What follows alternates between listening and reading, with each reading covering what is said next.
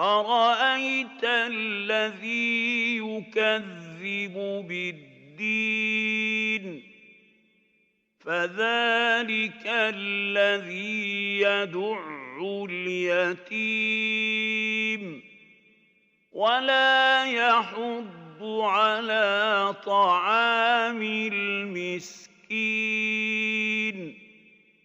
فَوَيْلٌ لِّلْمُصَلِّينَ الَّذِينَ هُمْ عَن صَلَاتِهِمْ سَاهُونَ الَّذِينَ هُمْ